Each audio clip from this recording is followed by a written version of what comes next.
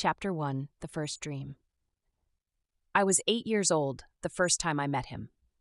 It started with a dream. At least, I thought it was a dream. One minute, I was curled up in bed, listening to the muffled sounds of my grandmother watching television in the next room. The next, I was standing in the middle of a dense forest, the scent of pine and damp earth thick in the air. The ground beneath my bare feet was soft, covered in moss and fallen leaves. I could hear the distant hoot of an owl, the rustling of unseen creatures in the shadows. It was too real to be a dream. I should have been afraid, but I wasn't. Instead, I felt drawn forward, like something was calling me. As I moved through the trees, a clearing emerged ahead, bathed in silver moonlight. At its center stood a massive castle, its stone walls rising high into the night sky, its towers crowned with flags that fluttered in the wind. It looked like something out of a fairy tale, and yet it felt familiar, as if I had been here before. The great wooden doors creaked open before I could even knock. Inside, the air was warmer, the scent of burning wood and old parchment filling my senses. The hallways were lined with torches, their flames flickering against ancient tapestries. Everything about this place felt ancient, untouched by time. And then I saw him. He stood at the end of the grand hall, tall and imposing, his back to me as he stared into the fire. His long dark hair cascaded past his shoulders, broad enough to block out the glow of the flames. He wore a cloak lined with fur, a thick belt cinched at his waist, the hilt of a dagger glinting at his side. I should have run. Any child would have. But I didn't. Instead, I stepped forward, my small voice trembling as I spoke. "Who are you?" He turned slowly, his face coming into view. And that was the first time I saw his eyes. Deep amber, sharp and piercing, filled with something I couldn't understand at the time. But what I did understand was the way his expression softened when he looked at me. Evelyn. My name left his lips like a prayer. A shiver ran down my spine, but I didn't know why. "How do you know my name?" He didn't answer right away. Instead, he knelt before me, his large hands resting on his thighs, his gaze steady and searching. "Because I have been waiting for you," he said finally. His voice was deep, soothing, yet there was something else beneath it, something ancient, something powerful. "But why?" I whispered. His lips pressed into a small smile, but there was sadness there too. "Because you are special, little one. You are meant for something greater than you know." I didn't understand what he meant. I didn't understand any of it. And before I could ask, the world around me began to fade. The last thing I saw was his eyes, watching me as darkness pulled me away. The night air was crisp, the full moon casting silver light across the castle walls. The fire crackled softly behind me, its warmth unable to thaw the cold ache that had lived in my chest for centuries. I had stopped dreaming long ago. Dreams were for men who still had something to hope for. I had lost that long before the first war, before the first betrayal. Until tonight. At first, I thought it was another trick of my mind, another cruel whisper of fate, tormenting me with illusions of something I could never have. But then I turned. And there she was, small, fragile, innocent, a child. But not just any child. Her. Her scent reached me first, soft, untouched by the world, laced with the faintest hint of something ancient. Something that made the blood in my veins burn. She shouldn't have been here. She couldn't be here. I had searched for her across time, across realms, across the barriers that separated the living from the dead. I had resigned myself to the cruel joke of the universe, to the loneliness that came with knowing she would never exist in my lifetime. And yet she stood before me, blinking up at me with wide, curious eyes. Evelyn. Her name tasted like prophecy. She was too young to understand. Too young to know what she was, what she would become. Too young to know what I was. So I did the only thing I could do. I knelt before her, swallowing the emotions clawing at my chest, and smiled. Because this was only the beginning. And fate would bring her back to me, even if it took a lifetime. Chapter 2. A Bridge Between Two Worlds. The dreams didn't stop. They came every night, pulling me from my small bedroom in my grandmother's house and into his world, a world that felt as real as the one I woke up in. At first, I thought I was just imagining things, that maybe my mind was playing tricks on me, weaving stories from the books I read. But then the details became too vivid, too consistent to be a simple dream. The cold stone beneath my bare feet. The way the torches flickered as I passed through the grand hall, the smell of firewood and pine, the way the wind howled outside the castle walls, the sounds of voices and creatures beyond the thick doors. And then there was him, King Alaric. Each time I arrived, he was waiting for me. Sometimes he was standing by the fire, his back turned as if he had been lost in thought. Other times he was seated at a long wooden table, a goblet of something dark in his hand, old scrolls and books scattered in front of him, and each time when I called his name he would turn instantly as if I was the only thing in the world that mattered. At first we didn't talk much. I was a child and he was. Whatever he was, he never told me. Not then. Instead, he asked questions. Do you remember what happened before you came here? I would shake my head. I was just sleeping. And then I was here. Do you feel pain when you leave? No. And when you wake up? Do you remember me? Yes, I whispered. That seemed to please him. It didn't take long for me to start asking my own questions. Where are we? My kingdom. What's it called? His lips twitched as if he was amused by my curiosity. It has no name, not one that matters anymore. Why? He hesitated. Because my world is not like yours, little one. It is a world of war and blood, of things you are too young to understand. Then why am I here? I asked. He stared at me for a long time before answering. Because you are meant to be. I didn't understand what he meant, but the more time I spent with him, the more I wanted to know. At first, my visits were brief. I would stay for what felt like a few minutes before waking up in my bed, heart pounding, my skin still tingling as if I had really been there. But then, the nights grew longer. I began exploring the castle, memorizing its twisting corridors, the hidden rooms behind stone walls, the towering bookshelves filled with ancient texts I couldn't read. Alaric never stopped me. He watched me, studied me, as if trying to figure out why I was here. And sometimes when he thought I wasn't looking, I saw something in his eyes. A sadness, a longing, like he had been waiting forever for something that had never come. Until now. She kept coming back. Night after night she returned, a small, fragile thing stepping through the veil of time, slipping into my world as if she had been doing it for centuries. At first I thought I was imagining her, that my mind, starved of hope, had conjured her as some cruel trick. But she was real. I could smell her, the soft, innocent scent of her skin, untouched by death, by blood, by war. I could hear her, the small, hesitant steps of a child unafraid of what she should fear. I could feel her. And that was the worst part, because I had spent centuries alone. I was a king, a warrior, a creature of legend. But in all the lifetimes I had lived, I had never known what it meant to have something truly mine. And now I did. She was still young, too young. So I did not tell her what she was, what I was. She did not need to know that I was not just a king, but a creature born of 3 bloodlines, one of vampire, one of wolf, and one of witch. She did not need to know that I was cursed, bound to a prophecy older than time itself. She did not need to know that she was a part of it. Not yet. For now I let her ask her innocent questions. I let her explore the castle, touching things that had not been touched in centuries, leaving fingerprints on my world, on me. And in return I asked her questions of my own. Tell me of your world. And so she did. She told me of things I could barely comprehend. Machines that flew in the sky, cities made of glass and steel, carriages that did not need horses. She told me of a world without kings, without magic, without war. And for the first time in my many lifetimes, I envied something. Do you have family? I asked her once. She hesitated. Just my grandma? And your parents? Her small shoulders tensed. They're gone, dead. I understood loss better than most, but hearing it from her was different. It stirred something dangerous inside me. I wanted to protect her. I wanted to keep her, but she was still a child. And the more she grew, the more I knew. One day she would leave. And that thought was unbearable. Years passed. By the time I was 12, the castle was my second home. I knew every hidden passage, every secret doorway.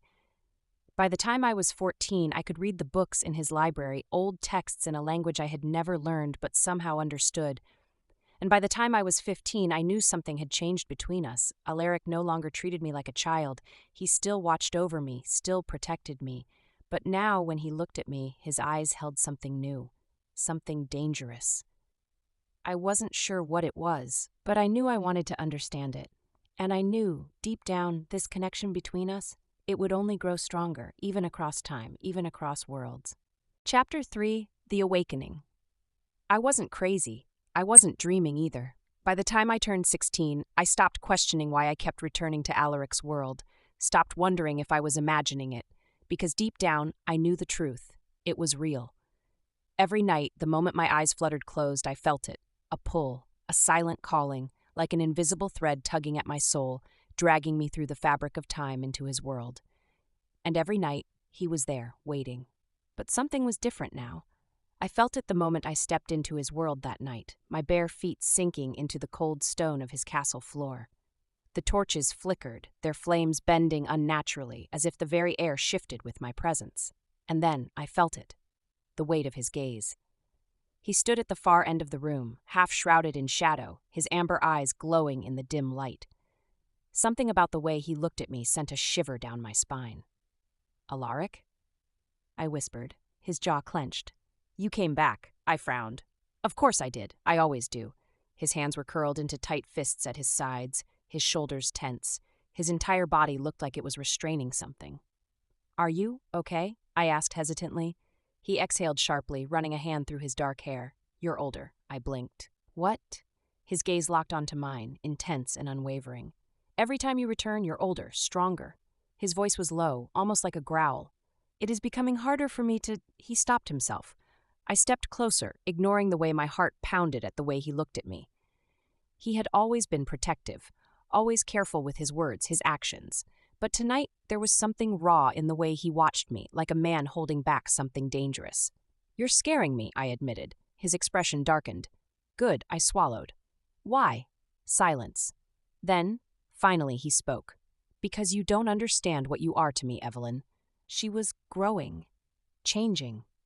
Each time she returned, her scent was stronger, her presence more powerful. She was no longer the fragile child I had once knelt before. No longer the innocent girl who asked about my world with wide, curious eyes. No. She was becoming a woman, and it was driving my beasts mad. The moment she stepped into my world tonight, I felt it. A shift in the air, a surge of power so strong my entire body locked up. My wolf wanted to claim her. My vampire wanted to devour her.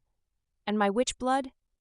It whispered in the wind, warning me that fate was drawing her closer to me than ever before. I clenched my fists, fighting the primal instincts threatening to consume me. She was mine. I had known it the moment I first laid eyes on her all those years ago. But she had been a child, untouched by the darkness of my world.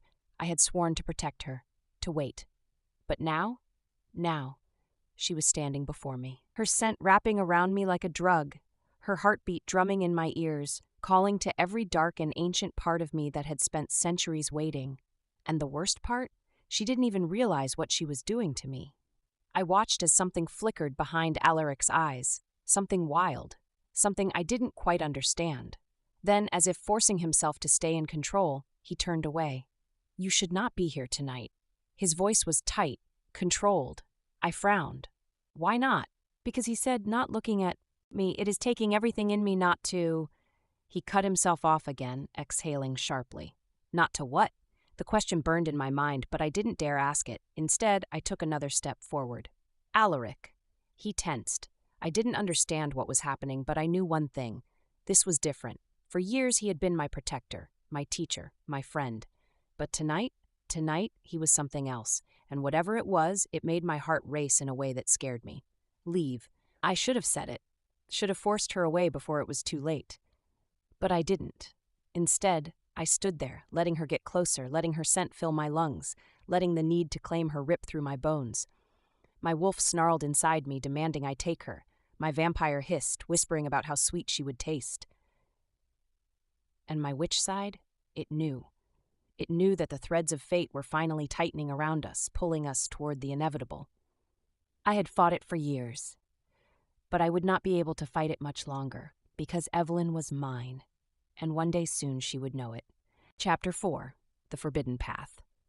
I had been in Alaric's world for what felt like hours now, but I wasn't ready to leave. Something was different tonight.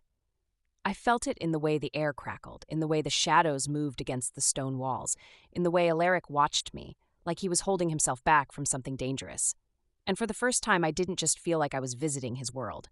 I felt like I belonged to it. But I needed more. I needed to see it. The castle had always been my limit. Alaric never let me venture beyond the gates, never let me step outside the towering stone walls that surrounded his kingdom. The world beyond is not safe for you, he always said. But tonight, I was done listening. I wanted to know what he was hiding. So the moment his back was turned, I ran. The moment she was gone, I felt it. A sharp, searing pain in my chest. A primal rage roaring through my blood. I turned, heart pounding, eyes narrowing as I caught the faintest trace of her scent, leading away from the castle. She ran. My wolf snapped his teeth, demanding I hunt. My vampire growled, enraged at her defiance. And my witch side? It whispered dark warnings in my mind, telling me what I already knew. If she stepped too far, if she went beyond the barrier that protected this castle, she would not be safe. I moved before I could think, the walls of the castle blurring around me as I chased her down. The moment I stepped outside the castle gates, I felt it. The change. The air was thicker, heavier, the night darker than it should have been.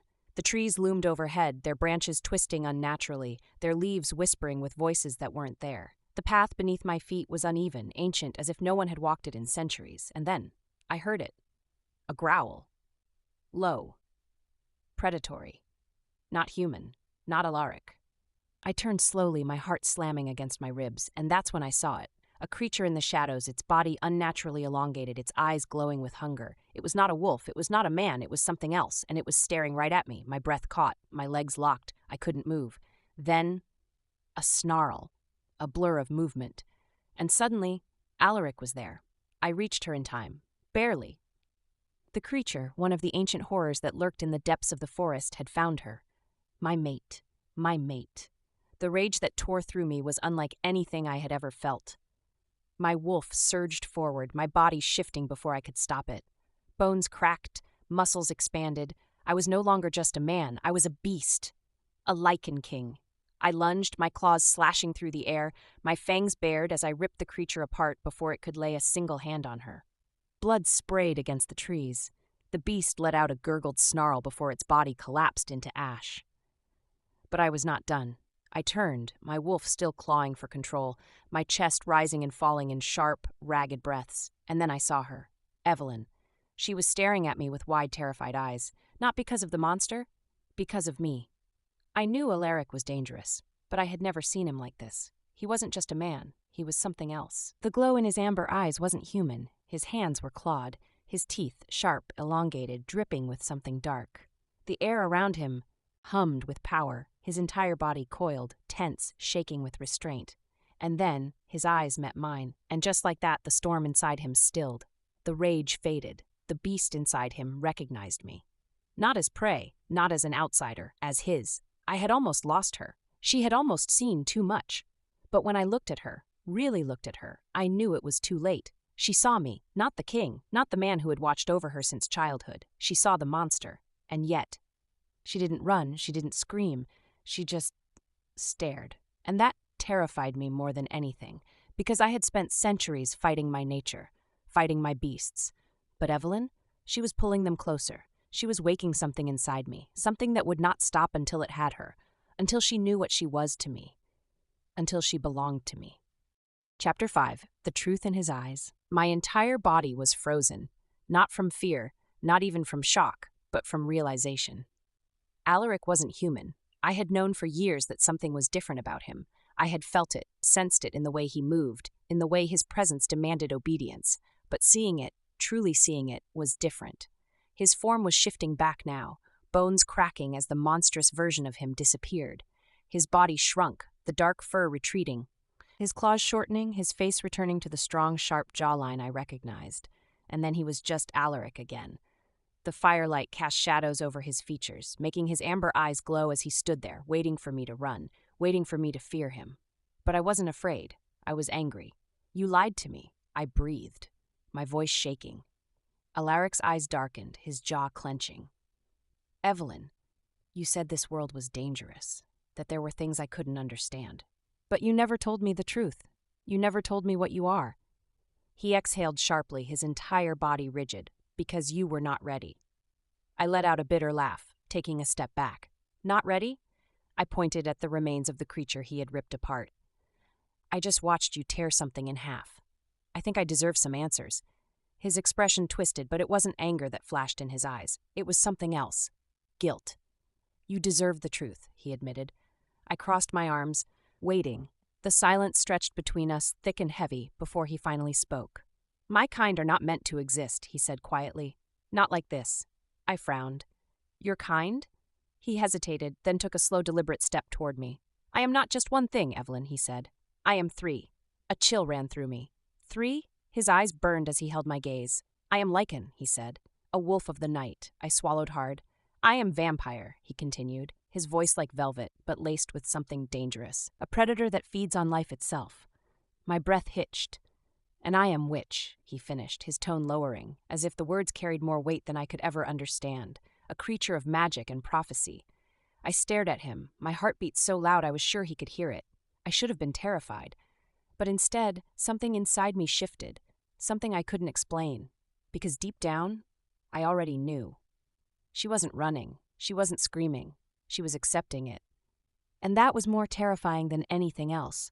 I had expected her to be afraid, had prepared myself for the rejection, the horror, the disgust. But Evelyn didn't break. She stood there, her arms crossed, her heart pounding, her breath unsteady. But she was still standing, still looking at me. And that changed everything. "How long?" she finally whispered. I frowned. "How long what? How long have you known?" Her voice cracked slightly. "That I was your, whatever I am to you." My chest tightened. My wolf snapped his jaws inside me, pushing, demanding that I speak the words I had held back for years. Tell her she is yours." "I have known since the first night you appeared," I said carefully. "When you were 8 years old." Her face paled.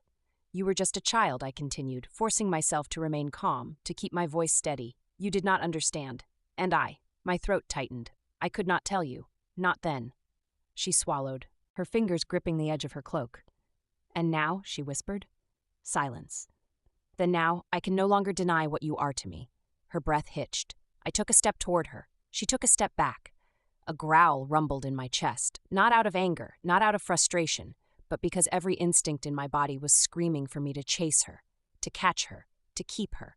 I clenched my fists, shoving my beasts back. Not yet, not until she was ready, because if I moved too soon, I would never let her go. My world had changed. It wasn't just a dream anymore. It wasn't some faraway fantasy I could wake up from. Alaric was real. His world was real, and I was a part of it. But there was one thing I still didn't understand. "Why me?" I asked softly. Alaric's expression shifted, something dangerous flickering in his gaze. "Because, Evelyn," he murmured, "you are my mate." The air left my lungs. Mate. The word rang in my ears, sinking into my bones. I should have run. I should have denied it. But the moment the word left his lips, I felt it. Deep in my chest. A pull. A connection that had always been there. I had just never noticed. Alaric saw the change in me, his nostrils flared, his hands trembling at his sides. He knew, he felt it too. I shook my head, backing up, trying to breathe. This isn't, but I couldn't finish the sentence, because my body knew the truth, and so did his. She knew. I could see it in her eyes, the way they widened, the way her pulse raced, the way her breathing hitched. Her body was responding to the bond. She felt it. My wolf howled inside me, thrashing against my control, demanding I close the distance between us. My vampire hissed, whispering about how sweet she would taste, how easily she would surrender, and my witch blood? It pulsed in my veins, whispering prophecies older than time. I took another step forward. She took another step back. I exhaled sharply. Not yet, I told myself. Not yet, but soon, very, very soon. And when that time came, she would no longer have a choice, because fate had already chosen for her. Chapter 6. The Pull of Fate and the Shadow That Watches. I had to get away. Every cell in my body screamed at me to run, to break free from the suffocating pull that tied me to him. The way Alaric's eyes burned into me, his body radiating heat, tension coiling in every muscle, made something inside me snap. I couldn't do this. I wouldn't. Before I could even think, I moved. I twisted out of his grip, my heart slamming against my ribs, my body trembling as I turned and ran. I didn't know where I was going. I didn't care. I just needed to get away from him, from the bond, from the thing inside me waking up. His snarl cut through the air, a sound so raw, so guttural that it sent a chill down my spine. "Evelyn," I didn't stop. didn't turn back. I ran through the grand hall, my bare feet slapping against the cold stone floor. The torches lining the walls flickered wildly, as if the castle itself was reacting to my panic. I turned sharply, sprinting toward the only place I could think of, the door leading outside. Alaric had always warned me not to go beyond the castle walls. It is dangerous beyond these gates. The creatures that lurk in the shadows will sense you. You are not ready. But right now, I didn't care, because the only thing I feared at that moment was him. No, she ran. My mate ran. My wolf snapped its jaws, furious. My vampire blood boiled with rage. My magic crackled, desperate to pull her back. But I couldn't. I could not chase her. Because if I did, I wouldn't stop. I wouldn't let her go. And right now, she was not ready to face the truth. Not ready to understand what she meant to me. So I let her go. But the moment she was gone, the moment she vanished from my world, I felt it. The crushing emptiness, the agonizing loss, and deep inside me, my beasts howled in pain, because for the first time in centuries, I knew what it felt like to lose my mate. And I would never let it happen again. The cold hit me first. A violent shift in the air, a sudden pressure building in my chest, like something was yanking me backward through time. And then I fell, tumbling, spinning, the darkness swallowing me whole. Until I woke up, in my bed, in my room. Back in 2025, I sat up so fast I nearly choked on my own breath. My body was drenched in sweat, my heart pounding, my lungs gasping for air. I whipped my head around, scanning my familiar bedroom, the posters on my walls, the dim glow of my bedside lamp, the smell of my real world. I was home, but I didn't feel relieved. I felt wrong, because no matter how much I tried to convince myself that I had escaped, I could still feel him. His scent, his voice, the heat of his touch. And worst of all, I could feel the empty space in my chest where he should have been, like something had been ripped away, like a part of me was missing. And I knew deep down this wasn't over, not even close. Chapter 7. When worlds collide, I refused to sleep. I refused to let him pull me back. It had been 2 days since I escaped Alaric's world, since I ripped myself from the bond that was trying to consume me. And every second that passed, I felt like I was dying. I barely ate, everything tasted wrong. I barely slept. Every time I closed my eyes, I felt him, heard him. I could still smell his scent clinging to my skin, a mix of earth, fire, and something ancient. It wasn't fair. I had left. I had chosen to leave. So why did it feel like a part of me was still stuck in his world? The bond strikes back. By the third night, I realized the truth. The mate bond wasn't just some fairy tale magic. It was real. And now that I had fought it, now that I had run, it was fighting back. I woke up in the middle of the night gasping for air. A sharp pain shot through my chest, like invisible claws were tearing at me from the inside. I fell out of bed, gripping my stomach, my skin burning hot, my head pounded, my limbs weak and shaking. I knew what this was. I had broken something, and now it was breaking me back. "You cannot run from this, Evelyn." I flinched. His voice, I wasn't dreaming, I was awake, but I could still hear him. "Come back to me." I clenched my fists. "No," I whispered, "I won't." But deep down, I didn't know how much longer I could fight this. She was hurting herself. My mate was in pain, and I could feel every agonizing second of it. My wolf was furious, pacing, snapping its teeth. "She is suffering. Go to her." My vampire blood boiled, my throat burning as if I were being starved of something vital. And my witch side? It had already begun working against me. The castle walls shook. The very air around me crackled with dark magic. The bond was demanding I reclaim her. But she was resisting. And the more she resisted, the worse it became. Enough. I slammed my fists against the stone wall, my breath ragged. She had run. She had left me. But if she thought she could stay hidden, if she thought I would let her go, she was wrong. Dead wrong. Because she wasn't just hurting herself, she was killing me too. And I would not let this continue. The sickness wasn't the worst part. The whispers were. I first heard them the next day at school. I was walking down the hallway, trying to ignore the pounding in my skull when I felt it. Something watching me. Then, "She does not belong here." I stopped. The voice wasn't Alaric's, it was something else, something wrong. I turned sharply, scanning the students around me. Everything looked normal, but I knew better. I felt the shift in the air, a presence, a shadow lurking just out of reach. And then, the lights flickered. A cold wind rushed down the hallway. And in that moment, I knew. I wasn't alone. Something had found me. something that wanted to take me. She was in danger. The moment I felt it, the moment I sensed something dark wrapping around her trying to claim her, I lost control. My beasts roared inside me. My wolf howled, clawing to be set free. My vampire hissed, hunger and rage twisting inside me. I moved without thinking, without hesitation. The magic in my blood surged forward, bending the laws of time, of worlds, of existence itself. And then, I was there. In her world. The air smelled wrong, stale, unnatural, but none of that mattered, because I saw her, and I saw what was hunting her. I barely had time to react. 1 second I was standing in the middle of the school hallway, staring at the flickering lights, at the shadows moving unnaturally against the walls. And then, the entire world shifted. The air rippled, a sharp gust of wind surging past me. And when I turned, I saw him, Alaric, standing in the middle of the hallway. His dark cloak billowed around him, his golden eyes burning like embers. And he was furious. But his rage wasn't directed at me. It was at whatever was hiding in the shadows. Show yourself. His voice was like thunder, shaking the very walls around us. The presence in the air shifted, as if hesitating. Then, a figure emerged from the darkness. Not human, not fully formed, just a shape, a being made of pure shadow, its voice a whisper of ancient malice. "She is not yours to keep, King." A deep, feral growl rumbled from Alaric's chest. "She is mine." The shadow laughed. Not for long. And before I could move, before I could even breathe, the thing lunged for me. No. The moment the shadow moved toward my mate, I snapped. My vision went red. My wolf exploded forward, tearing through my skin. My vampire surged, fangs bared, hunger turning into pure violence. My magic crackled, bending the world around me, forcing the darkness to obey. I moved before the shadow could touch her, before it could take her from me. And when my claws ripped through its form, the entire hallway shook. The shadow screamed. It wasn't dead, but it had been warned. I would kill anything that tried to take her. Anything. Anyone. Even fate itself. Alaric turned to me, his eyes still wild, his body vibrating with barely restrained power. "You are not safe here, Evelyn." His voice was raw, desperate.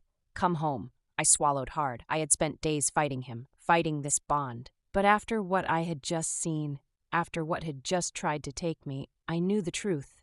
I couldn't run from this anymore. So I looked him in the eye and whispered, "Take me back." Chapter 8. Shadows of the Past, Whispers of the Present. Stepping back into Alaric's world was like stepping into a storm. The moment my feet touched the stone floor of the castle's great hall, a rush of power surged through my veins, as if the world itself recognized that I had returned. The air crackled, and a cold wind swept through the corridors, making the torches lining the walls flicker. I shivered, rubbing my arms as the sensation settled deep in my chest. I wasn't supposed to leave, and now that I was back, I wasn't sure if I'd ever be able to leave again. A sharp presence at my side made me tense. I turned, only to find Alaric watching me. Not just watching, devouring me. His golden eyes burned with a heat that sent shivers racing down my spine, his body rigid as if he were forcing himself to remain still. "You left." His voice was raw, low. I swallowed. I know. His jaw clenched, his hands flexing at his sides. "You nearly killed us both." He ground out. A sharp pang hit my chest, but I didn't deny it. I had felt it, the bond trying to tear itself apart, the pain that had nearly crippled me in my world. And now I was back where I belonged. But what scared me most? I wasn't sure if I even wanted to leave again. She was back. The bond roared in victory, my wolf howling in triumph, my vampire purring with satisfaction. But my witch blood, it whispered dark warnings. She is still vulnerable. The shadows have seen her. They will not stop. I clenched my fists, trying to shove the thoughts away. She was mine. I would not let her be taken. But first, she needed to be strong enough to fight back. The training grounds were unlike anything I'd ever seen. Alaric had taken me beyond the castle walls, deep into the ancient forests that surrounded his kingdom. The air was thick with the scent of earth and magic, the trees so old they seemed to hum with power. "This is where you will learn," Alaric said, standing at my side. "You are not human, Evelyn. You never were." I turned to him sharply. "What?" His eyes glowed in the dim light. "You have always belonged to this world. The only reason you survived leaving me was because there is power inside you, power that even you do not understand." I shook my head, taking a step back. "No, I'm just—" His hand shot out, grabbing my wrist. The moment our skin touched, I felt it, a pulse of raw energy. The forest trembled around us, the leaves rustling violently. Alaric held my gaze, his grip firm. "You can feel it, can't you?" I swallowed hard. Because yes, I could. A warmth, a fire deep inside me, something ancient and untamed, and it terrified me. "How do I control it?" I whispered. Alaric's lips curved into something dark, dangerous. "That," he said, stepping closer, "is what we are going to find out."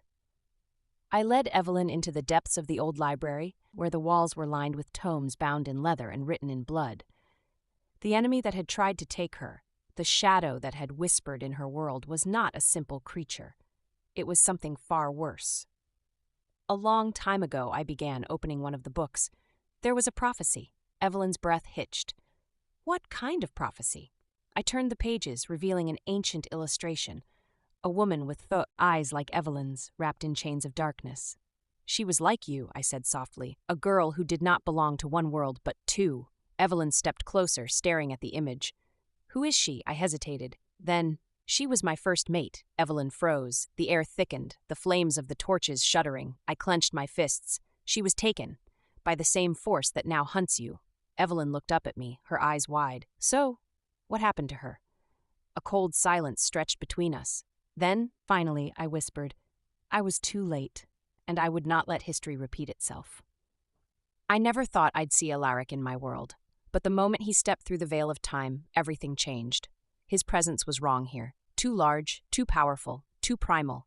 And yet, he fit. Women turned to stare at him as we walked through the streets, their gazes trailing over his broad shoulders, his dark cloak billowing behind him. Alaric was built for war, for blood, for the wild. And here, he looked like a fallen god, something that did not belong yet demanded worship. His golden eyes flickered as he took in the world around him. The tall buildings, the cars roaring down the streets, the scent of metal and technology. "This place," he murmured, "it reeks of absence." I frowned. "Absence?" He nodded, inhaling deeply. "No pack runs these streets. No kingdom watches over this land. Your world has forgotten what it means to serve something greater." I bit my lip. "That's because we don't have kings anymore." Alaric's gaze darkened. "Then who protects you?" I didn't answer, because for the first time, I realized I didn't know. Discovering the werewolves of 2025, I found them. The werewolves of her time. They were not warriors, not kings. They were a pack living in secret, hiding, weak. I stared at their leader, a man who called himself Alpha, yet did not carry the strength of one. "You do not fight?" I asked, stepping forward. The man lowered his eyes. "We do not seek war," a snarl built in my throat. "Then you are already dead." The pack tensed, but none challenged me. None stood up to me. And in that moment I knew this world had lost something, and I would not let Evelyn forget what she was. Alaric was staring at the modern world with something almost haunted. "What's wrong?" I asked. He hesitated. Then slowly, "What if I am still here?" I inhaled sharply. "What?" Alaric turned to me, his golden eyes burning. "What if I exist in this time?" he whispered. "What if I never died?" My stomach twisted. Because if that were true, if the Alaric of my time was out there somewhere, what did that mean for us and for the bond we could no longer deny? Chapter 9. Shadows of the Present. Echoes of the Past. The moment Alaric stepped further into my world, I knew this was going to be a problem. He didn't belong here. Not just because of the way he moved, silent, predatory, as if he was constantly hunting. Not just because of the way he stood, rigid, alert, never trusting his surroundings. Not even because of the way people looked at him. Because gods, people looked at him. It was because this world had forgotten him. And now? Now he was seeing exactly how much it had changed. This world was a disgrace. The moment I stepped into their so-called cities, I knew. Everything was too loud. The streets were lined with unnatural lights, the sky tainted with the scent of metal and fuel. There was no honor in the air, no strength in the people. They did not watch each other's backs. They did not sense danger. They did not even realize how vulnerable they were. They have forgotten what it means to survive. My wolf snarled. They are weak. My vampire hissed. They have changed, my witch blood whispered. And yet, my mate had grown up here. My Evelyn had lived in a world that had no kingdom to protect her, no pack to shelter her. It infuriated me. She should have been kept safe. She should have been watched over. Instead, she had been left to fend for herself. And that I would never allow again. It didn't take long for Alaric to find them. The modern-day werewolves. They didn't live in castles. They didn't rule over territories soaked in blood and history. They lived in hiding, in the forests, in the mountains, far away from human eyes. When we first approached their pack, Alaric's entire body went rigid. I felt his wolf bristle before he even said a word. "This is not a pack," he growled. "This is a group of lost souls." And honestly, I couldn't disagree. I had expected warriors. What I found instead was a disgrace. They called him Alpha. A man who stood in the center of the pack, head lowered, shoulders slumped, voice careful. He ruled through compromise, not dominance. He did not fight to protect his people. He sought to negotiate. His wolves did not bare their teeth when I entered. They bowed their heads in submission, and I felt sickened. "This is not how our kind was meant to live," my wolf growled. "This is an insult to the blood of our ancestors," my vampire whispered. "This is the cost of peace," my witch side murmured. I hated it. Every part of me rejected it. They had forgotten their strength. And as I stood in the center of their pack, watching them watch me, I realized they feared me. Not because they knew my name, not because they had heard my stories, but because I was something they could no longer understand. A king in a world that had no place for kings. A warrior in a time that had forgotten war. And worst of all, a relic of a past they had erased. I didn't belong in Alaric's world. Not yet. But after everything that had happened, after nearly being taken by the shadows, after nearly dying from the mate bond tearing us apart, I knew one thing. I needed to be stronger. And Alaric? He was going to make sure of it. His training was brutal. The first time I held a weapon, I could barely lift it. The first time I tried to fight, I was on the ground in seconds, but Alaric didn't let me stop. He didn't ease up. He didn't let me run. "You are not weak," he told me, standing over me as I gasped for air. "You are not helpless. You are mine." And that meant I had to fight. I had ruled for centuries. And yet, as I stood in this world in this time, a thought had begun to haunt me. What if I never died? What if another version of me exists in this era? What if I am still here? The possibility burned in my chest. If I was still alive in this time, would I remember her? Would I remember us? And more importantly, would I be able to let her go? It happened at sunset. Alaric had taken me to a clearing in the woods where the air smelled of pine and the sky burned in gold and crimson. But he wasn't looking at the view. He was staring at something else. A name carved into a stone. My breath hitched. "Alaric," I whispered. His voice was low, dangerous. "I exist in this time." My heart slammed against my ribs. "What?" He turned to me, his golden eyes burning. "I am still alive." I froze, and in that moment I knew. Everything we thought we understood about time, about fate, it was all wrong. Because the Alaric I knew, the king from another world, he wasn't just my past. He was also my future. Chapter 10. The Hunt for the Present and the Awakening of Power. I had spent my whole life wondering where I belonged. For years, I thought I was just an ordinary girl, moving through life without a greater purpose. Now I knew the truth. I wasn't just some random girl who stumbled into another world. I was a mate to a king, a force that spanned across time, and my fate was far bigger than I ever imagined. But there was one thing neither of us had expected. Alaric still existed in my world, and now we had to find him. The moment I saw my own name carved into stone, I knew. Something was wrong. I should not exist in two places, not unless time itself had been broken. Or worse, not unless I had been waiting for her all this time.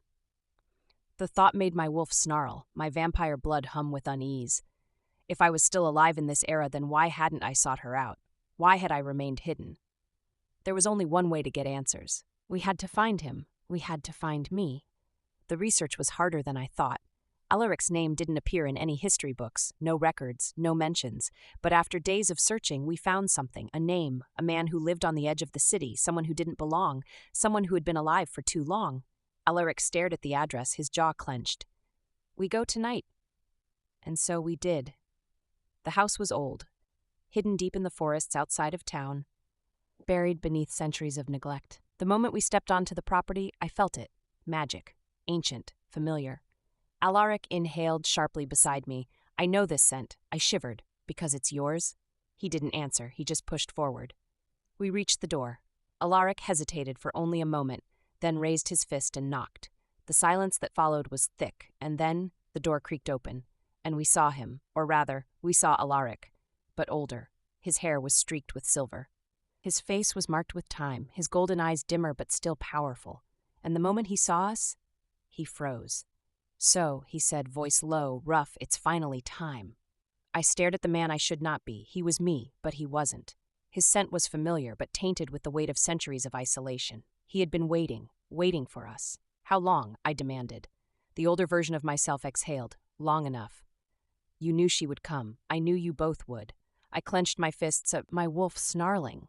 Then why did you stay hidden? The older me smiled. A knowing, bitter smile. Because you were not ready to know the truth. My vampire blood burned. I hated riddles. But before I could speak, he looked at Evelyn, and neither was she. I wasn't the same girl who first stumbled into Alaric's world. I couldn't be. If I wanted to stand beside him, if I wanted to survive, I had to become stronger, which is why I was now standing in the center of a sacred battleground, facing Alaric as he circled me. Again. His voice was sharp, demanding. I raised my hand, calling on the power inside me. The ground trembled, the air shifted. For the first time I could feel it, the raw magic in my blood. It was like a beast waking up, stretching its limbs after centuries of sleep.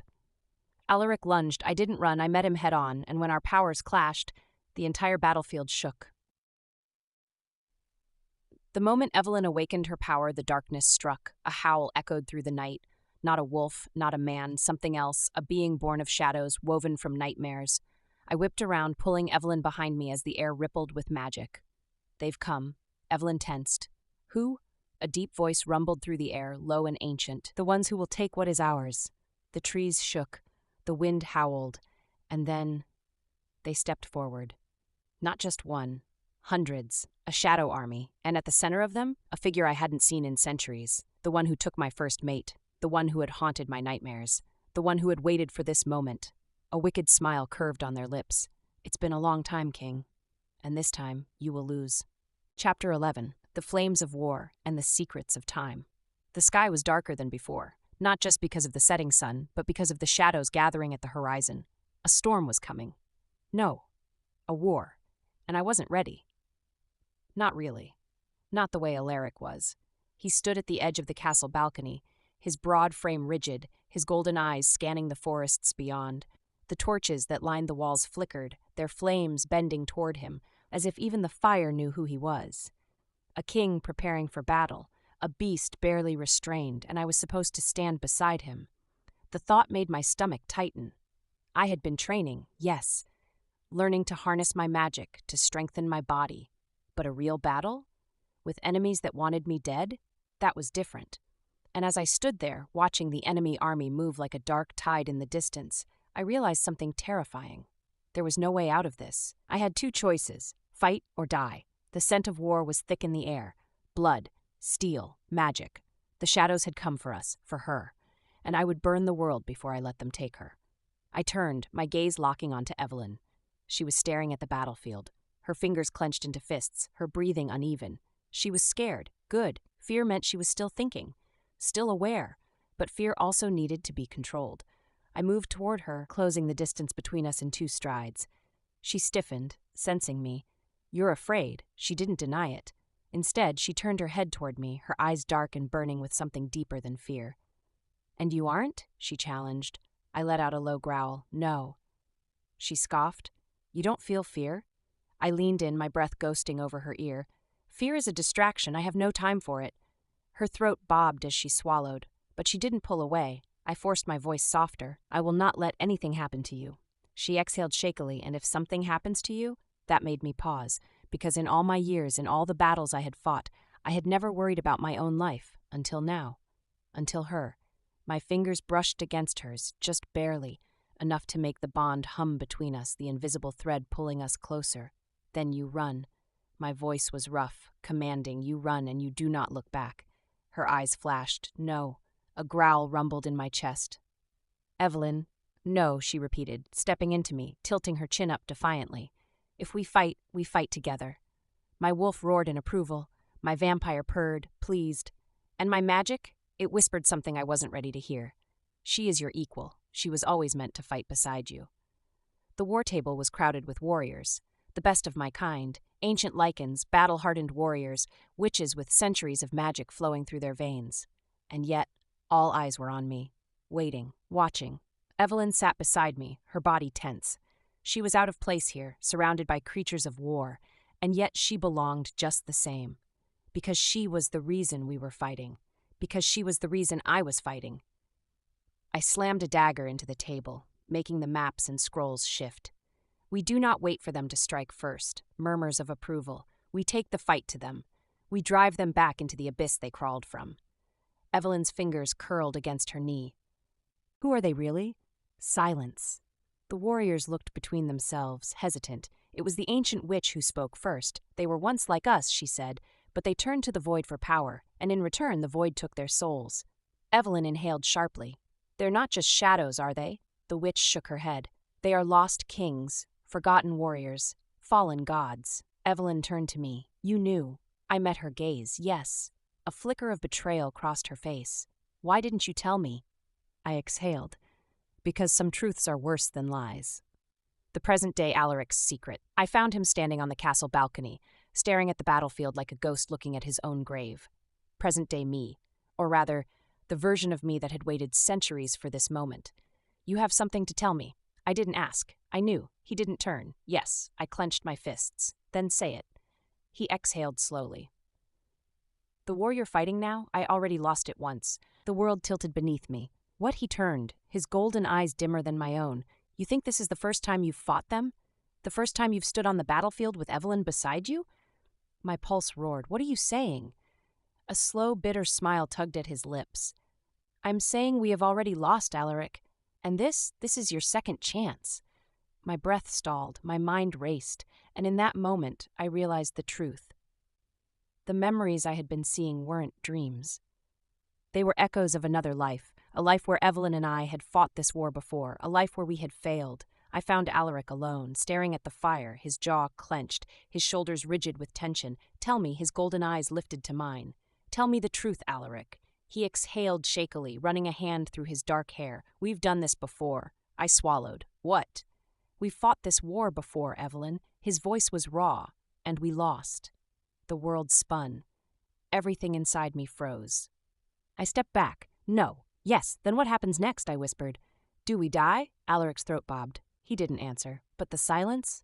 The silence told me everything. Chapter 12. Blood and Destiny. The castle was alive with tension. The warriors moved in silence, their faces grim, their hands gripping weapons that had been sharpened for bloodshed. I could feel it in the air, the weight of something inevitable. Tomorrow we would go to war, and I would fight. But tonight was the last moment of peace, the last moment before the world changed forever. I stood at the edge of the training grounds, my hands clenched into fists, my heart pounding. The memories had been coming faster now, fragments of a past life I didn't remember living, a woman that looked like me, a battle that felt too familiar, a love that had been lost once before. We've done this before, Alaric had said, and now I was starting to believe him. I watched her from the shadows. Her hair moved in the wind, her body tense, her mind lost in thoughts I could not reach. She was remembering. Our past. Our failure. And I was making a decision, one that would either save us or doom us again. My past self had lost her once. I would not make that mistake again, which meant I had to choose, honor the fate that had been written for us or break it entirely. And God's help me, I was willing to destroy the world itself to keep her. I wasn't surprised when I felt him approach. Alaric's presence was a force, a gravitational pull. He didn't speak at first. He just stood behind me, his body close enough to touch, his warmth wrapping around me. The silence between us crackled. Neither of us moved, neither of us breathed. And then Evelyn, my name in his voice, low, rough, dangerous. I swallowed hard, forcing myself to turn, forcing myself to look at him. His golden eyes burned, but there was something else in them, something that made my stomach tighten. I am done waiting. My heart stopped. He stepped closer. I will not lose you again. I opened my mouth to argue, to demand answers, to tell him that I was still afraid. But then, his hands were on me, and I was lost. His lips crashed against mine, and everything else faded. There was no war, no fate, no past lives or battles we had already lost. There was only this, only him. His grip was tight, one hand tangled in my hair, the other gripping my waist as if he could keep me here forever. And gods, I wanted to be kept. I gasped as he pressed me against the cold stone wall, his body caging me in, his scent wrapping around me like a drug. "You are mine," he growled against my throat, his lips brushing my pulse. "Say it." I was breathless. "Alaric, say it, Evelyn." His grip tightened, his body pressing against mine, his golden eyes dark with something primal. I knew what this was. This was the bond. This was the inevitable. And I was done fighting it. "I'm yours." His breath hitched. Then he kissed me again. And this time, I kissed him back. The moment the horn sounded, we tore apart. The war had begun. Alaric's expression hardened instantly. The beast inside him rose to the surface, his entire body vibrating with raw power. "Stay close to me," he ordered. I nodded, gripping the dagger he had given me earlier, my heart pounding. The battlefield was already a sea of chaos. The shadows moved like liquid darkness, twisting, shifting, hunting. And then one of them lunged for me. I didn't think. I moved. I struck. My blade sank into its chest, and a shriek of pain tore through the air as the creature disintegrated into smoke. I had killed. I had fought. And I wasn't done yet. The battlefield was a storm of blood and shadow, but I had one target. The figure stood at the edge of the chaos, watching with cold amusement. The leader of the Shadow Army, the one who had taken everything from me before. He smiled as I approached. "Ah, Alaric, we meet again." Rage pulsed through me. "Not again," I growled, "for the last time." And then we clashed.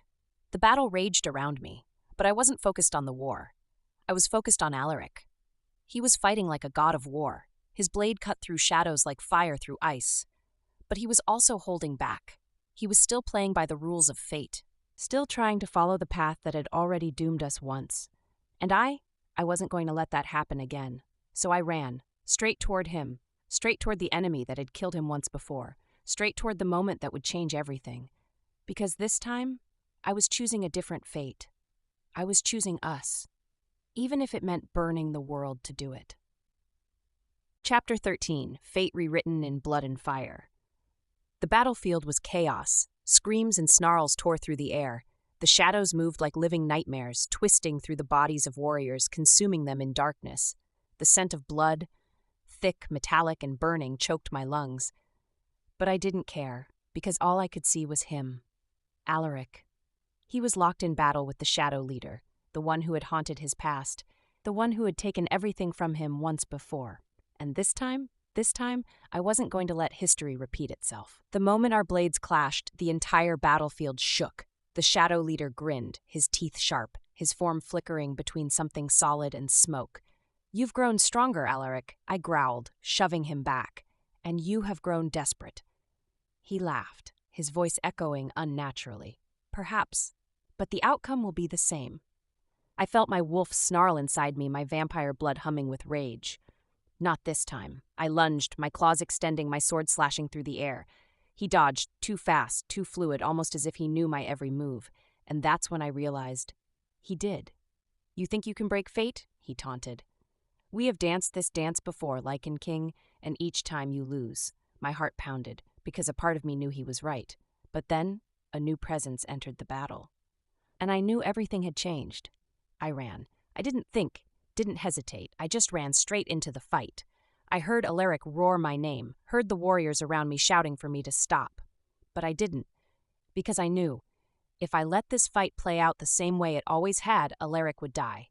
And this time I was going to rewrite fate. The Shadow Leader turned just as I threw out my hands, my magic surging forward. A burst of pure energy exploded from my palms, hitting him directly in the chest. He stumbled. He actually stumbled. Alaric's head snapped toward me, his golden eyes wide with shock. "Evelyn, what did you do?" But I didn't answer, because the world around me was shifting. The bond, our bond, was awakening, and I could feel it, the memories, the power, the truth of what we were. A violent pulse of energy ripped through me, sending me to my knees. I gasped, my vision going white. And then I saw it. A different battlefield. A different time. Me, but not me. Alaric, but younger, bleeding, broken. And the Shadow Leader standing over him, victorious. I felt the tears of my past self, the agony of watching him die, the hopelessness of being unable to stop it. "Not again," I whispered, the memory fading. Not again. The magic inside me shifted. and when I opened my eyes, I wasn't the same. The moment Evelyn stood, I knew. She was no longer just Evelyn. She was something ancient, something awakened, something unstoppable. Her eyes glowed, her hair whipping wildly around her, her skin crackling with raw power. Even my wolf stilled. Even my vampire went silent. Because the woman before me, she was the mate of a king, and she was a goddess of war. The shadow leader stared at me. For the first time, he looked afraid. This was not supposed to happen. I smiled. No, I agreed, because this time we win. I moved before he could. Faster than thought, faster than fate. My blade, Alaric's blade, sank into his chest, piercing straight through the void of his existence. The shadows around him shrieked, unraveling, breaking apart. And then he was gone, just like that. The enemy that had haunted our past, the war that had stolen so many lives, it was over. I turned, my breath ragged, my magic still humming through my veins. And then I saw Alaric, standing there watching me like he had never seen anything more beautiful. I barely had time to breathe before he was on me. His lips crashed into mine, his arms wrapping around me so tightly I thought he might break me. But I didn't care. I needed this. Needed him. I kissed him back, fiercely, desperately, claiming him the same way he was claiming me. "You did it," he whispered against my lips. "You broke fate." "We did," I corrected. His forehead pressed against mine. "You are mine, Evelyn, always. And this time, I didn't hesitate. I didn't fight it. I didn't run. And you are mine." He groaned, his lips finding mine again, his hands tangling in my hair, his body pressing into mine. The war was over, but we were just beginning. Chapter 14. A New Dawn, a New Fate. The battlefield was eerily silent. For the first time in what felt like a lifetime, there were no screams, no snarls, no shadow creatures lunging for my throat, just peace. I stood at the center of the ruins, my hands trembling, my chest heaving from exhaustion. The air was thick with the scent of blood and burned magic, the ground littered with the remains of an enemy that should have been unbeatable. We had won. We had done what had never been done before. We had broken fate. And yet, I felt it. A shift. Something unseen watching, waiting, like the world was holding its breath, waiting for the price to be paid, because breaking fate always comes with consequences. And I feared that we had just started the final battle. She stood there, distant, lost in thought, her eyes fixed on the ruins of the battlefield. I had never seen her look more beautiful. She was covered in dirt, in blood, in the ashes of those who had dared try to take her from me. And yet, she was still standing, still mine. My wolf purred in approval, my vampire side hummed with satisfaction, but my magic whispered something darker. The world will not let this go unanswered. Fate was never meant to be broken. I clenched my fists. I didn't care. I had her. And I would fight the gods themselves before I let anyone take her from me again. She turned then, her gaze locking onto mine, and in that moment I knew. She felt it too. She felt the shift, the coming storm. And still she stepped forward, bridging the space between us, her fingers trembling as she reached for me. "Alaric." Her voice was barely a whisper. I caught her wrist before she could pull away. "You are safe now." Her breath hitched. "Are we?" I didn't answer, because the truth was, I wasn't sure. The castle was quieter than ever before. The halls that once echoed with war meetings, the grounds where warriors trained, now they were still, recovering. The world was waiting, and for the first time in my life, I allowed myself to stop waiting too. Alaric stood by the fire, his cloak draped over his broad shoulders, his golden eyes fixed on the flames. Watching him was like watching a caged predator, waiting for the next fight, for the next threat. But tonight, there was no battle, no war to fight, just him, just me. And the bond between us, pulling tighter, demanding to be answered. "Come here." His voice was low, a command that wasn't really a command at all. I hesitated only for a moment before stepping toward him. The moment I was close enough, he reached out, catching my waist, pulling me flush against him. His warmth surrounded me, his scent wrapping around my senses like home. "You are mine, Evelyn." His voice was raw. "Say it." My heart pounded. Because I knew this was the moment. There was no more denying it. No more running. "I am yours." His grip tightened, and I am yours. His lips crushed against mine, and everything else ceased to exist. The war, the past, the shadows still lurking in the corners of fate. There was only this, only us, and for the first time in my life, I stopped fighting it. She was asleep in my arms, her body tucked against my chest, her breathing soft and even. For the first time, she looked at peace. For the first time, I allowed myself to believe that maybe, just maybe, we had won. But fate is a cruel thing, and as the moon rose higher as the night deepened, the world changed, a new power hummed in the air, a ripple through time itself. I sat up, my body tense, my wolf bristling, my vampire blood stirring with unease. And then, a whisper, a voice I had not heard in centuries. You have broken the cycle, Lycan King, and now you must face what comes next. The room darkened, the fire flickered, and when I turned toward Evelyn, she was gone. I woke up in a different place. No castle, no battlefield. Just nothing. A void. A space between worlds, and standing in front of me, a woman with golden eyes, my own eyes. You changed the past, she said softly, and now you must face the price. Who are you? I whispered. She smiled. I am you. The world shattered, and I realized the final battle wasn't on the battlefield, it was within me. Chapter 15. The Final Price of Fate. I stood in a world of nothingness. No sky, no ground, just an endless expanse of light and shadow, shifting like a storm that had no end. And in front of me, myself, or at least the version of me that existed in another time. She had the same eyes, the same face, but there was something older about her, something infinite. Who are you? My voice was barely a whisper. She smiled, a sad, knowing smile. I am what remains when fate is broken. I swallowed hard. What does that mean? Her golden eyes darkened. It means that you are standing in the space between time. It means you are lost, and for the first time since the war ended, I felt true fear. I had never felt so helpless. One moment, Evelyn was in my arms. The next, she was gone. Ripped from my grasp, taken by the very forces we thought we had defeated. My wolf howled in agony. My vampire side screamed for vengeance. My magic clawed at my soul. Find her. Get her back. Kill anything that stands in your way. But how do you fight something you cannot see?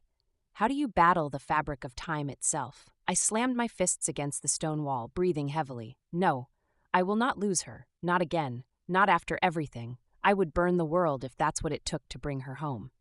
The other version of me watched as I struggled to understand. I don't belong here. I shook my head. I fought. I won. Why am I still trapped? She sighed, because breaking fate was never meant to be possible. Then what happens now? Her golden eyes dimmed. Now you choose. I stiffened. Choose what? She stepped closer, reaching for my hands. The moment her skin touched mine, I saw it. Flashes of time. A future where I stayed here, lost, while Alaric searched for me endlessly. A future where I returned, but at a terrible cost. A future where neither of us survived at all. I gasped, ripping my hands away. There is no way out of this, is there? She shook her head. Not without sacrifice. My throat tightened. What do I have to give? She looked at me with sorrow in her eyes. A piece of your soul. I had no patience left, no time for caution.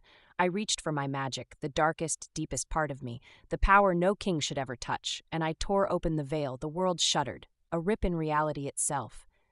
And then I stepped through, straight into nothingness, straight into where she was.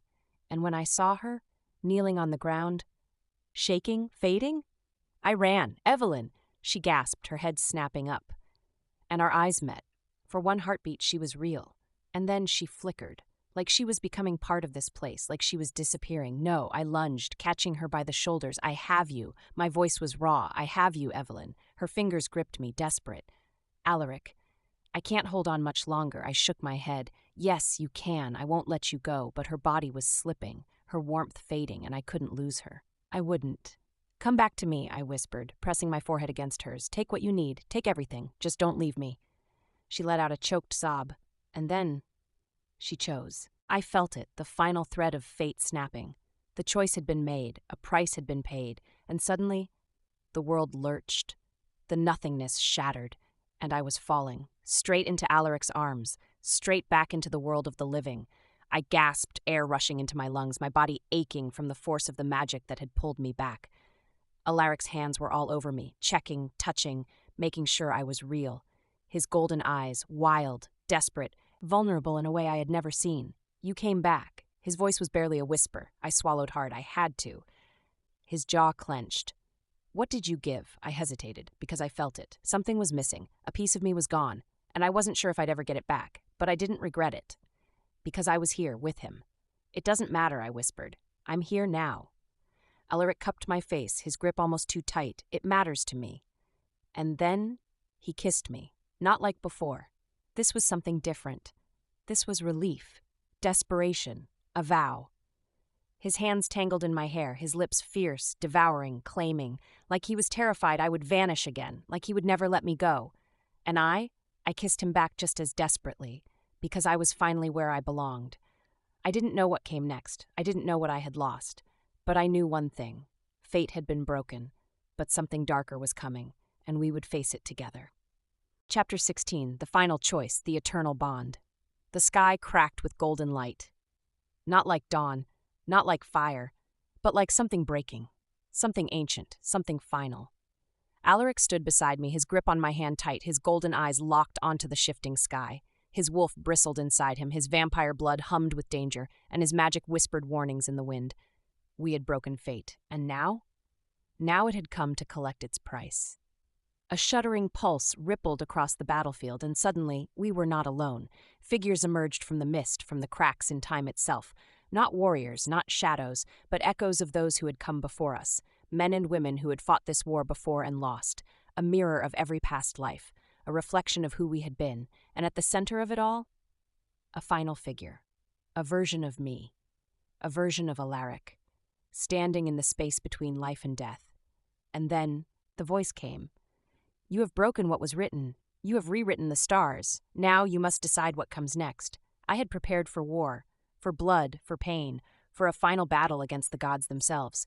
But this was worse, because the enemy was not a creature I could kill. It was fate itself. I looked at the version of myself standing before me, an echo of the man who had lost Evelyn before. He looked at me with pity. There is no future without cost, he said. You must give something up, or you will be trapped in this cycle forever. I growled, stepping forward. Then take me. Evelyn gasped. Alaric. If a price must be paid, I snarled. Take me. Leave her. Fate shuddered. The echoes whispered. But then Evelyn moved, and suddenly everything changed. I had spent my entire life running from fate, fighting it, trying to change what was meant to be. But now I realized something. It wasn't about changing fate. It was about choosing it. I stepped forward, past Alaric's outstretched hand, toward my past self. If something must be taken, I said softly, then I choose to give. Alaric roared. He tried to grab me, tried to pull me back into his arms, back into safety. But I held my ground. No, Alaric. I turned to him, tears in my eyes. This is my choice. Fate had always tried to take from us. Now I was giving freely. Because love isn't just about holding on, it's about offering everything. And in that moment, I gave a part of my soul. The moment the choice was made, the world shifted. The echoes began to fade. The sky cleared, the mist dissolved, and suddenly, we were free. Alaric caught me before I could fall, his arms wrapping around me, his face buried in my hair, his entire body shaking. You gave something up, he whispered, his voice hoarse. I had to, I murmured. Because fate had never been our enemy. It had just been waiting for us to choose each other. And now we finally had. I had spent centuries fighting fate. Now I was embracing it. Evelyn was in my arms, alive, real, mine. The war was over. The gods had let us go. We had won. And yet I was terrified because she had given a piece of her soul. And I didn't know what that meant. Are you in pain? I asked, my voice barely above a whisper. She looked up at me, her golden eyes brighter than before. No, she said softly. I feel free. I exhaled sharply, pressing my forehead against hers. You are mine, I murmured, my hands tightening on her waist, and you are mine. Her lips met mine, slow and deep and full of something endless. We had rewritten the stars, and now we had forever. Together. The castle stood tall, the night sky clear, unburdened by fate. The people celebrated. The world healed, and in the center of it all, we stood.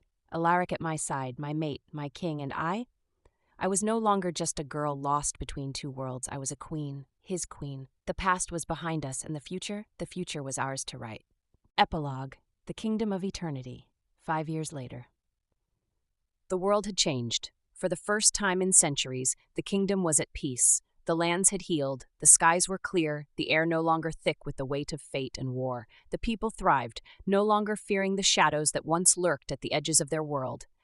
And in the heart of it all, within the towering castle walls, I stood beside my mate, Alaric, the Lycan King, the vampire lord, the witch's wrath. But to me, he was simply mine. Being a queen was never something I imagined for myself, but standing here, surrounded by wolves, witches, and warriors who had fought for this future, I realized something. I had earned this. I had become more than just the girl who stumbled into another world. I was stronger, wiser, fiercer, and I had built this new world beside him. You're smiling. Alaric's voice was low, teasing, as he stepped behind me, his hands resting firmly on my waist. His warmth enveloped me. His scent, earth, fire, and something entirely him wrapped around me, grounding me in a way nothing else could. I have everything I want, I murmured, leaning into his chest. His grip tightened, and you will always have it, he promised, for eternity. There were nights when I still woke up reaching for her, when my mind whispered of past lives, of the times I had lost her before. But those memories, they were fading. Because this time I had her, and this time, nothing could take her away. I watched as Evelyn moved through the castle halls, her presence commanding yet effortless, the people bowing in respect as she passed. A queen in every way. They love you, I murmured as she returned to my side. She arched an eyebrow. Because they love you, I smirked. No, because you gave them something I never could. Her gaze softened. And what's that? I traced my fingers along her jaw, my voice gentle but firm. Hope. Her breath hitched, but she didn't look away. And what did you give them? She asked softly. I tilted my head, my lips brushing against her ear. A queen worth fighting for. Time had become ours, no longer dictated by fate, no longer stolen from us by destiny. And as I watched Evelyn stand at my side, ruling as my equal, my mate, my forever, I knew one thing for certain. We had rewritten the stars, and now we would write the rest of our story, together, for eternity. Bonus chapter, The Next Legacy. The castle was quiet in the early hours of the morning. For once, there were no court meetings, no war councils, no lingering shadows of fate waiting to claim us. Just peace, and the sound of small feet running down the hallways. Papa! The tiny voice echoed through the stone corridors, a mixture of excitement and pure determination. I barely had time to react before a small blur of golden curls and wild energy came bounding into the room, throwing herself into Alaric's waiting arms. He caught her effortlessly, his deep chuckle vibrating through the space as he lifted her high into the air. You are up early, little one. His voice was warm, teasing. Our daughter giggled, curling her fingers into his dark hair, her golden eyes burning just like his. The sun woke me up, she declared proudly. Alaric raised an eyebrow. Did it now? She nodded fiercely, her expression filled with the same fiery determination that had always burned in him. I couldn't help but laugh, because the strongest king in existence had just been conquered by a 4-year-old girl, and he had never looked prouder. I had battled monsters, led wars, fought fate itself. And yet, nothing had ever prepared me for fatherhood. This tiny creature, our daughter, our legacy, had more power over me than an entire army ever could. She grinned at me, her sharp little fangs barely visible as she giggled in delight. I am going to train today, she announced proudly. I smirked, shifting her easily onto my hip. Are you now? And what will you be training for? She puffed out her chest. To be strong, like Mama. Evelyn snorted behind me, arms crossed as she leaned against the doorway. Like Mama, huh? She lifted an eyebrow, amusement in her gaze. Not like Papa? Our daughter giggled again, tilting her head in an adorably serious expression. Papa is strong too, but Mama is the strongest. My chest rumbled with laughter, and I turned toward Evelyn, arching a brow. You hear that, my queen? Our daughter has already chosen her favorite. Evelyn grinned, stepping forward to press a quick kiss to my lips, her hand resting lightly against my chest. Don't worry, my king, she smirked. I still like you best. I growled playfully, catching her waist, pulling her close. Good. Our daughter groaned loudly, covering her eyes. You, Papa, you are kissing Mama again. Evelyn and I laughed as she squirmed dramatically in my arms, but her giggles betrayed how much she secretly loved watching us together, because we were hers, and she was ours, the greatest legacy of all. As the years passed, our world continued to change. The werewolves of this era grew stronger, embracing the new balance of power. The witches thrived, uniting with us instead of standing divided. And I ruled with Evelyn at my side, our daughter in our arms, and our people stronger than ever. There were still challenges, there were still dangers in the dark. But no matter what came next, I knew one thing. We had already done the impossible. We had rewritten fate itself. And as I stood in the heart of my kingdom, watching my mate train our daughter in the art of battle, watching the sun rise over lands finally at peace, I knew this was the future we had fought for, and it was only the beginning.